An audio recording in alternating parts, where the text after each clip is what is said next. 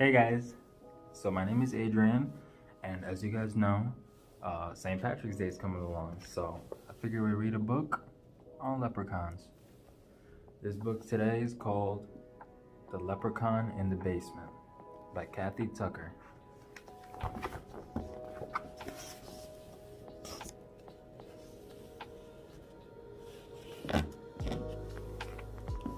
O'Leary was a leprechaun. A long time ago, he had come from Ireland, stowed in a trunk. Now he lived in the basement of a house in Chicago.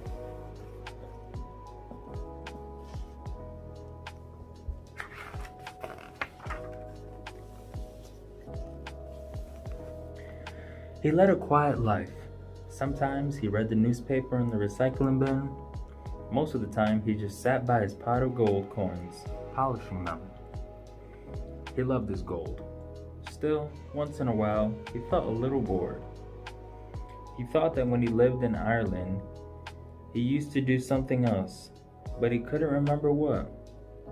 Perhaps I'm just getting old, he would say to himself, for although leprechauns never die, they do get older.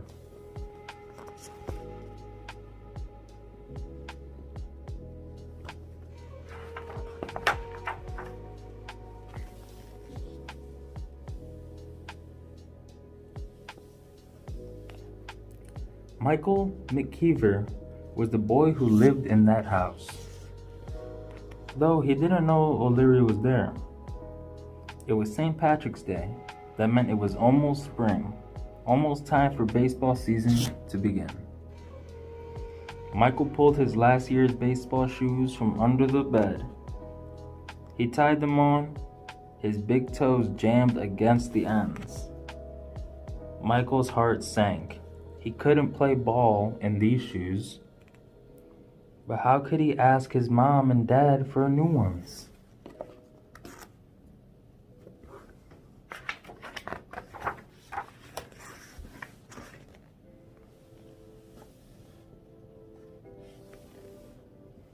For the McKeevers were down on their luck. Michael's dad had lost his job at the computer company, and Michael's mom said that they had to make do. Every day, Mr. McKeever searched for another job at night. He came home looking sad and plunked himself in front of the TV.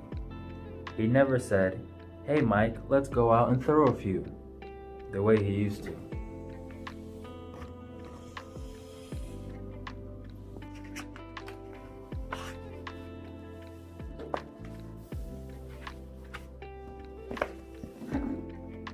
"Michael," his mother called, "could you get my big pot?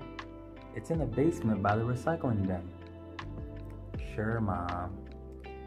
His mother was making her special St. Patrick's Day dinner, corned beef with potatoes and cabbage.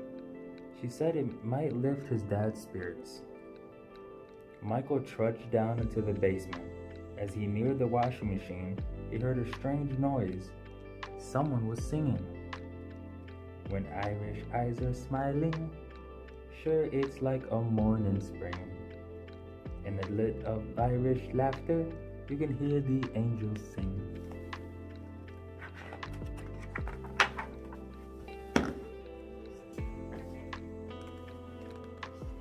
Michael peeked around the furnace.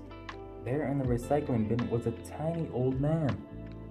He jumped up and stared at Michael. Michael blinked.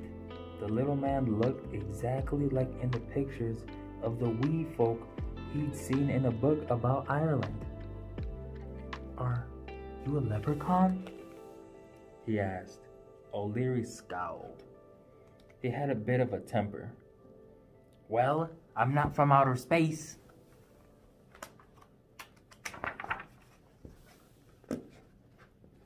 Michael pointed to a bowl with something sparkling in it. "What's that?" he asked. "My gold, of course." "Michael, I'm waiting," his mother called. "Coming, Ma." Michael grabbed his mother's pot. "I'll be back," he whispered to the leprechaun. "I was afraid of that," muttered O'Leary. because suddenly he knew his life would never ever be the same again.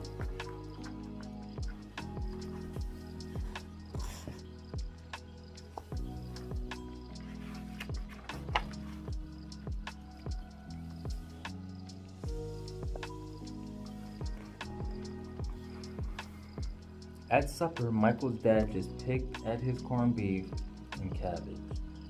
Michael could hardly eat either. He couldn't wait to talk to the leprechaun again. But after the dishes were washed, his father went down to the basement to check on the hot water tank, and there was no chance. In bed, Michael couldn't sleep. A leprechaun with a pot of gold? Why? That gold could buy all his sorts of things. The hot water tank wasn't working right. His mom's bike was broken. And he needed new baseball shoes. He had to have new baseball shoes. A leprechaun in the basement? Maybe their luck was going to change. O'Leary was awake. He always liked to sing an Irish song on St. Patrick's Day, but he could see that he'd been very foolish. Now a human being knew where he was. Now there would be trouble for sure. For humans wanted just one thing from leprechauns. They wanted the gold.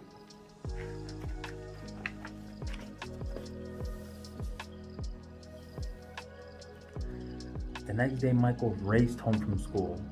His folks weren't home yet, so the coast was clear. The leprechaun was waiting. "Listen," Michael said. "My dad lost his job, and the hot water tank isn't working, and my mom's bike is broken, and I need baseball shoes." He held out his old shoes. "'Tis a pity," said O'Leary, "but what can I do?" "You can give us some gold." O'Leary sighed. "Could you give up on playing baseball?" Michael shook his head. "No way! I love baseball." "You're a smart lad. Then you have to understand why leprechauns cannot give up their gold." "But that didn't make sense. You have so much." "Some things don't make sense," said O'Leary. "And still, they are true."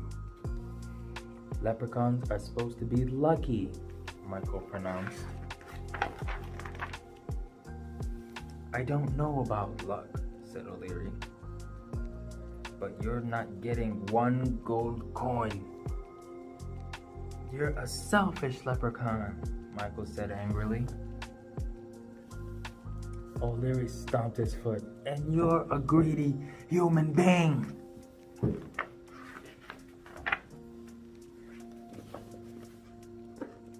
Michael stalked upstairs. His father was coming in the door.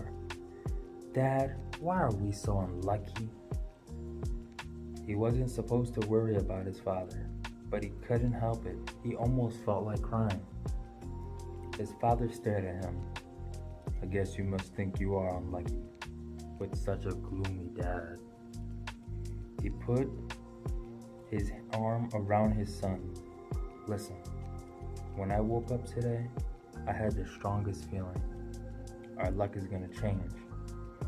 It doesn't make sense, but it's true. I know we McKeevers are going to be okay. Now, let's go out and throw a few." Like magic, Michael's spirits lifted and he ran to get his ball.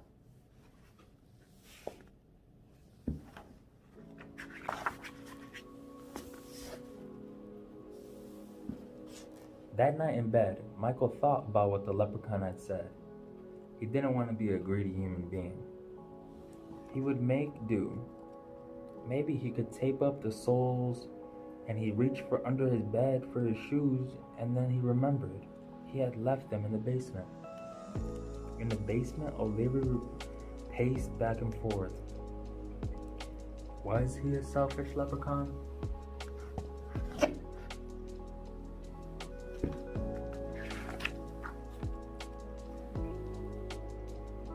He stared at the baseball shoes. The stitching was poorly. The soles were made of the cheapest leather. He looked for the shoemaker's name. but there was only a tag too worn to read.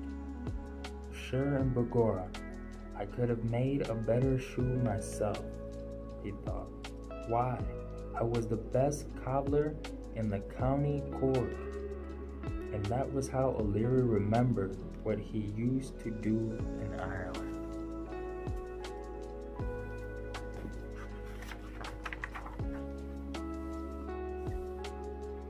The next morning, when Michael McKeever stretched in bed, he felt something heavy on his legs.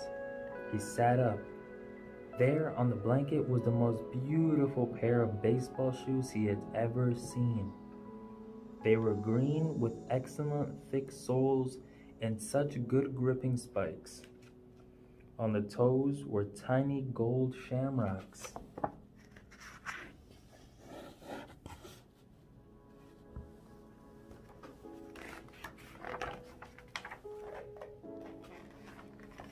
And of course, they were very lucky.